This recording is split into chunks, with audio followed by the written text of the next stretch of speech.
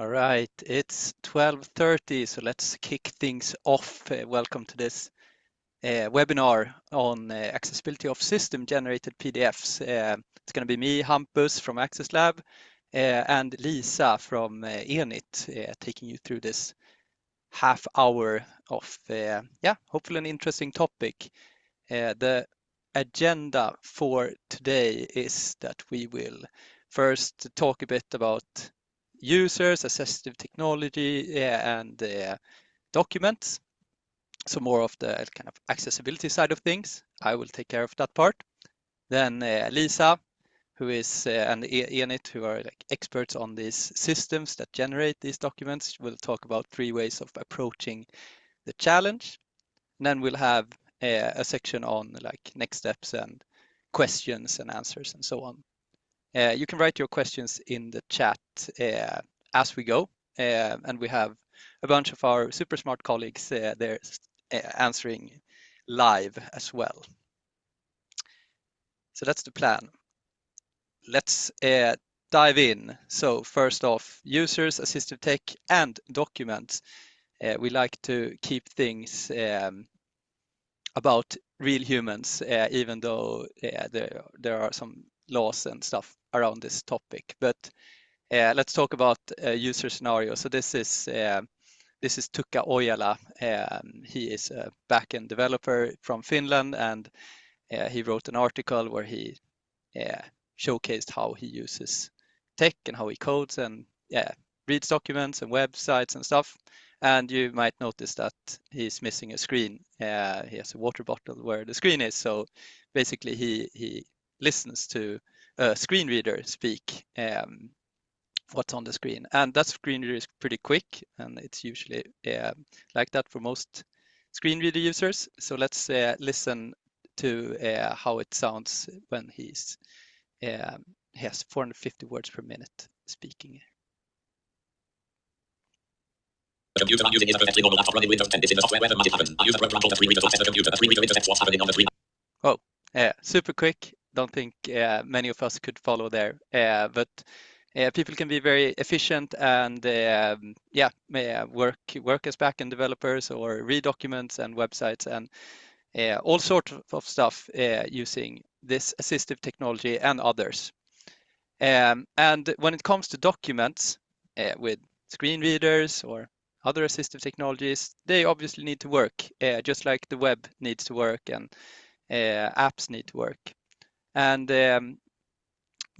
I do a bunch of user tests myself, a lot, like go out and meet users, and I have this clip from one user test where a blind user comments on a document that she has had trouble reading. So let's listen to it. It's in Swedish, but there will be English subtitles, and I'll explain afterwards what she said as well. Alltså Kivra i sig tycker jag funkar. Däremot så har ju inte alla avsändare tillgängliga pdf-er exempelvis. CSN har inte det, så då kan jag inte läsa min eget årsbesked. Vilket ju känns väldigt märkligt med tanke på att det är en myndighet.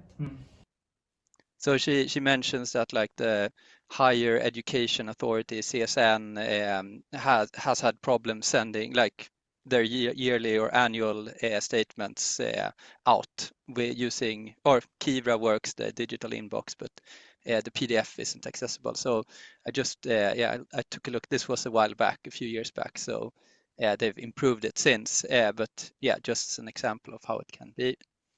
Voiceover on. Ars best from.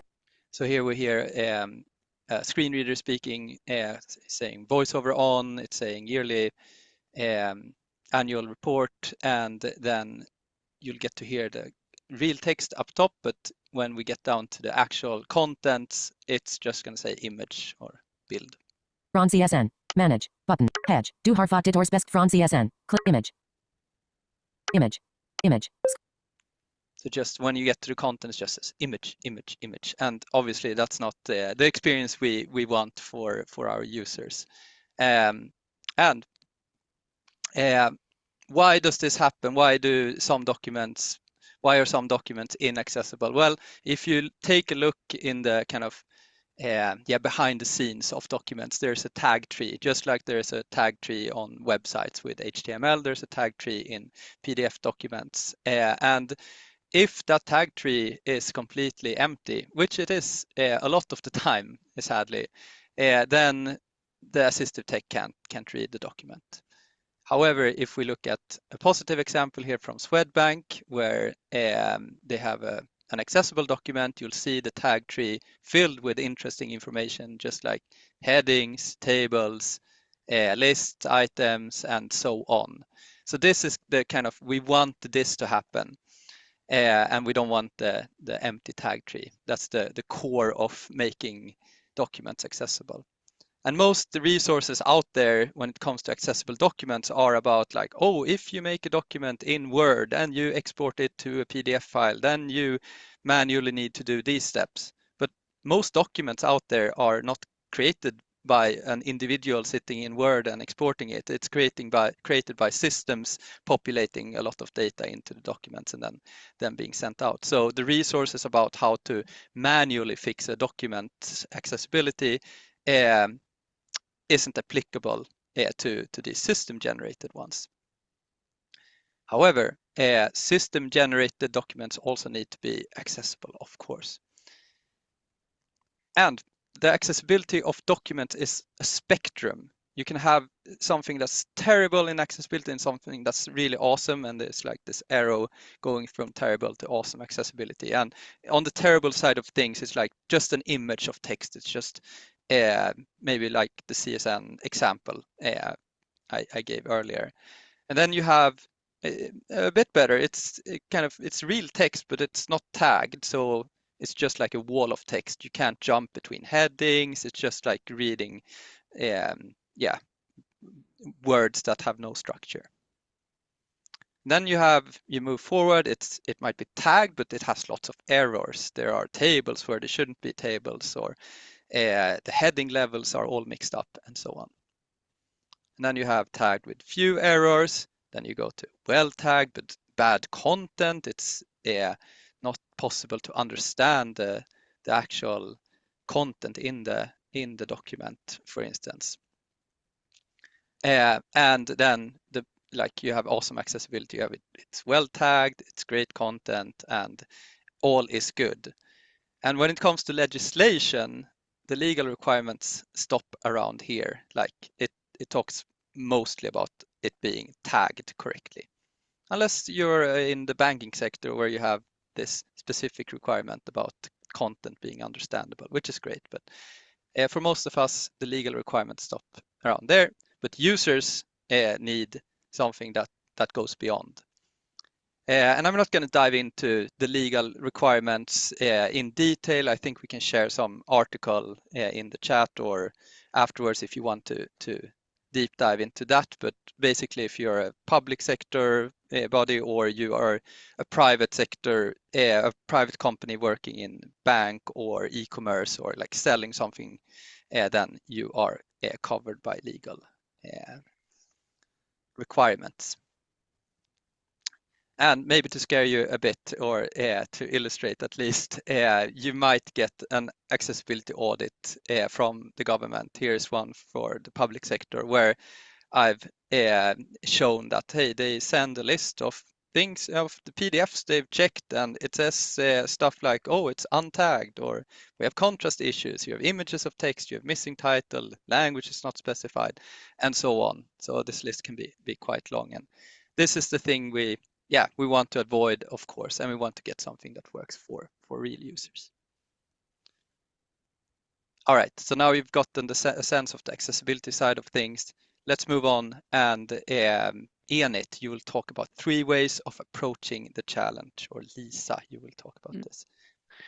Oh, thank you very much, Hampus, for introducing me, and let's share a few more words about because some people who are joining this webinar is in this business, and other people are absolutely not.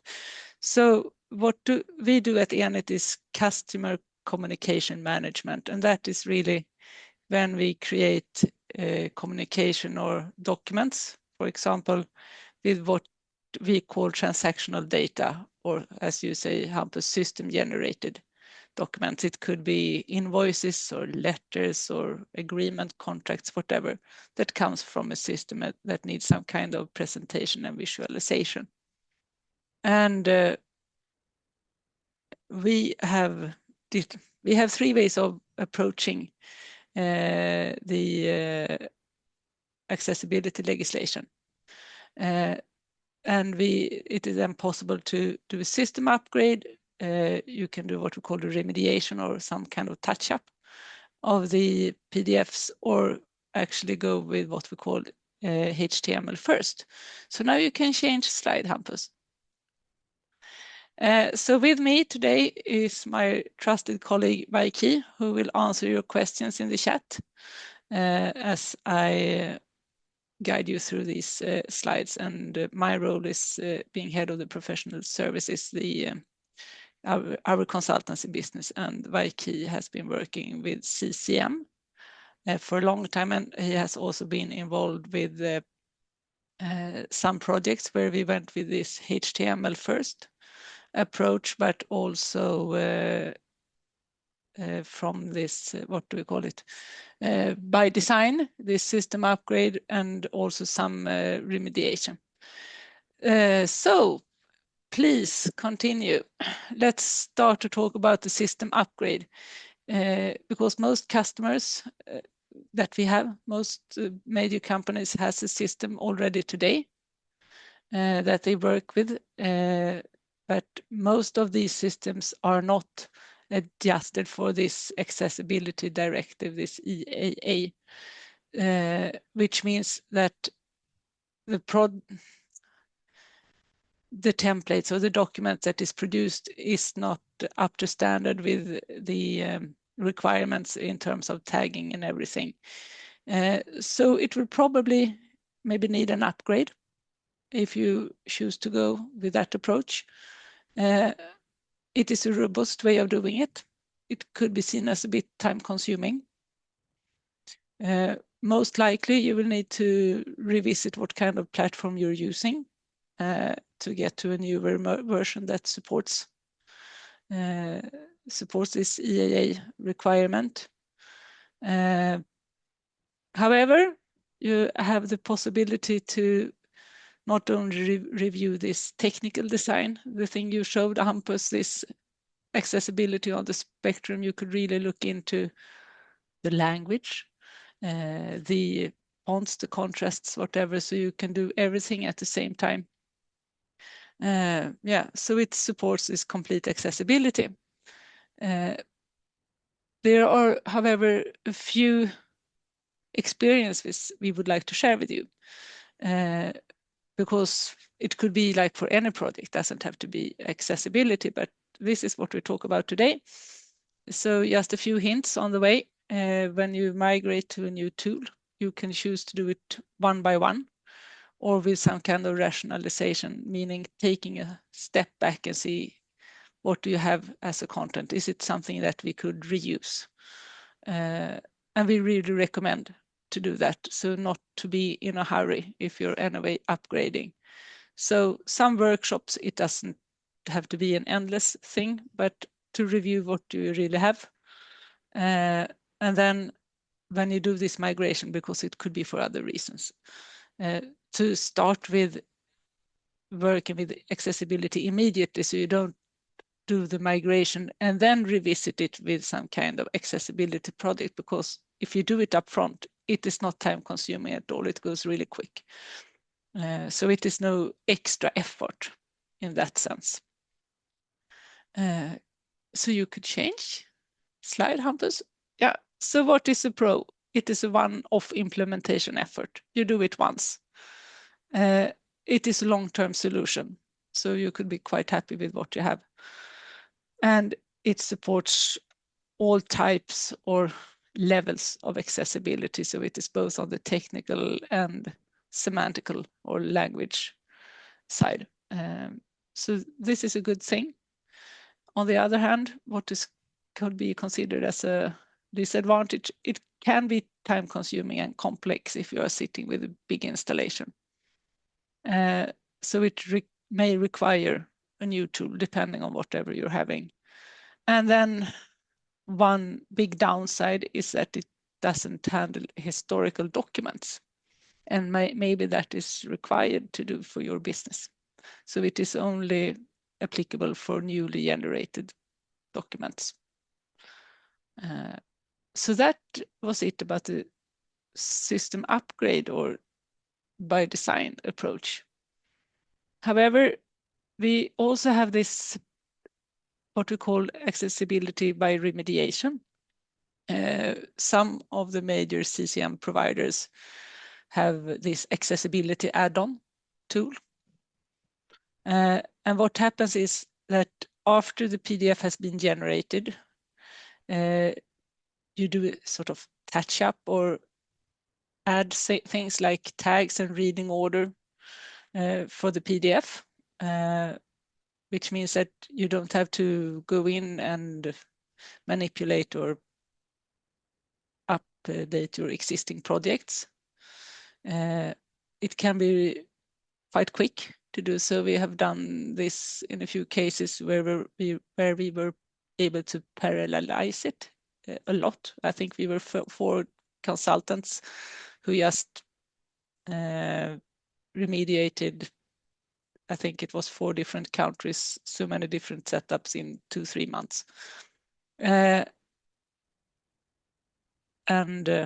The last bullet was the one that I should delete after our dry run yesterday, but I didn't. So ignore the last sentence. The good thing about this is you have this time to market. It is so powerful. It goes so quick. It can be really system agnostic. You don't have to have a specific kind of output as long as it is a PDF then, of course, but it doesn't matter if it is generated through Adobe or OpenText or Quotient or what have you. And it can support historic documents if you have that kind of possibility in your license model. So what it means, it can go into your archive and add this touch up to the PDF and present it in an accessible way. Oh my God, I have to move on here. The disadvantage then, it is what happens is you're introducing double code bases. First, you have the code base for your document production, and then you have another code base for your remediation tool. So it needs to be done in a strict way, so it doesn't become spaghetti code and impossible to maintain. And it really focuses on technical accessibility only. So let's move along. What we call this HTML first, or accessibility by default.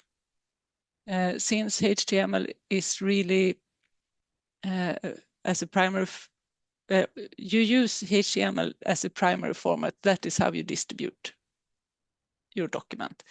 And then you could attach the PDF as a backup for archiving reason, for example. This means that full accessibility is possible because HTML as such is accessible by default, and then depending on what you write, it can be accessible completely. It improves the readability, and you can then keep your PDF for legal or audit purposes. There are also some workarounds to keep the HTML as in the archive as an auditable document, but that's a different ballgame. So please continue, Hampus. So when does it make sense? If it's not possible to upgrade your CCM solution for maybe strategic reasons or budget reasons, you really need to have EAA compliance, and maybe it is not so much that kind of document that needs to be archived for a long time. Maybe not agreements. Please move along. And here you should jump after, just move along. So when should we go with HTML first? It is when you need accessibility by default. That is the thing. it is possible to make a full-fledged accessible document here. The tooling cost is quite low, and you can retain the PDF. Disadvantage then, it's not always suitable. It could really require an analysis to be able to produce this. This is what happened to us when we did this HTML first approach for a customer. We actually recreated the whole project, but from an HTML point of view. And you may run into a risk of double maintenance, the same thing as for the remediation. So you could change. So comparison, when does it suit? Remediation is when you really need this fast time to market with the technical focus and also need to support your historical documents. HTML first is when this availability is needed. It is when you're looking for the best UX. The system upgrade is a future-proof, most robust way of doing it. Could be a bit slow though. And then it is up to you and your organization how you want to approach this. Is it a one way you do it, or do you want to combine it? So that is what we CCM consultants think. Nice. About this. Yeah. Thank you for that flyover, Lisa.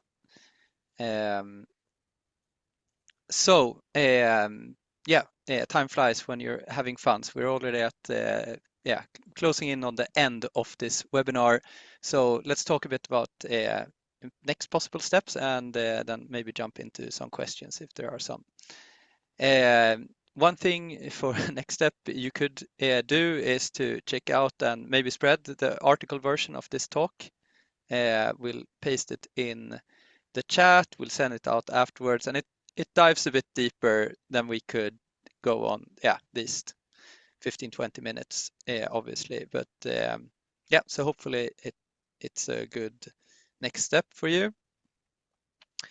And you can also consider collecting a few colleagues. So we've said if you get together at least 4 colleagues, we can arrange an accessibility workshop tailored to you, free of charge, because you came to this webinar. And then if you want to do this, just get in touch with either Lisa or me, and we'll take the discussion from there. Also want to say that at Access Lab, we do these types of webinars quite regularly, maybe once a month or once every other month. And next one, I'll pitch it, is for March 12th. It's at the same time, and it's going to be Eric Eggert, an accessibility guru, talking about lunchtime, what the EN standard brings to the table. So differences between the WCAG standard, which is on my cap here, and the European standard, because they're not completely similar. So that will be next time. And we'll move over to a Q&A in the chat now. Let's see if we have any comments or questions, or you can add it now. Let's see. I'll take some questions here. That might have been a long comment from Daniel. All right. Is there any other tools than Adobe Acrobat Pro or use a screen reader to verify if your PDFs are tagged correctly? Yeah, there are a bunch of tools that can kind of create this automatic report. However, they most of them do the same thing. So I usually just go into Adobe Acrobat Pro and run their check. But there's maybe we can send out a list of different tools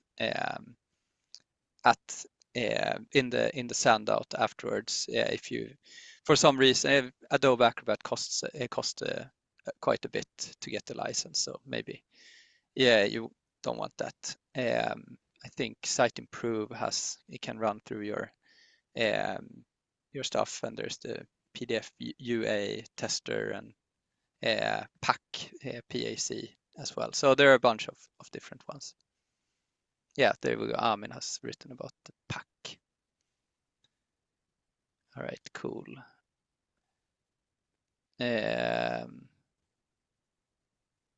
All right, let's see what Daniel wrote. He said that if you offer a PDF to the end user, you're responsible for the accessibility, even if you use a third-party distributor. This means you must make sure you must use a distributor that doesn't strip the tags from your PDF. Yeah, and I mean that's what a lot about what Lisa you talked about. Like, oh, you both need to have one of those systems, and then you need to calibrate it or upgrade it and make sure that the templates actually have the tags that are needed and so on. And that's what kind of when we get this type of work, Enit and us at Access Lab often team up and do this so that we get both the kind of technical expertise from Enit and the accessibility expertise from Access Lab. So that's what we do a lot. All right. Anything more, Lisa, you want to leave our participants with before wrapping up today? It's a fun and valuable thing to do. I think we have experienced a lot of things and learned a lot during this year when we have been working with different accessibility approaches. And so, I mean, some people think, oh, documents boring. Oh, why don't we just make web pages of all documents? And it has there's a lot of talk around that. But I mean, there's lots and lots of very important information that's sent out in documents. For instance, you check your Kivra or what tailored content that you get to you. That it's not just like flip a button or flip a switch and then we can have a website of all of that. So I think it's a very important topic and something that's kind of looked past a bit. So hopefully we can work together and push for a more inclusive kind of document landscape out there. And with those words, let's leave it. Thanks for joining this webinar. Great to see you all, and have a good Friday. Yeah. Bye-bye. Bye-bye from us.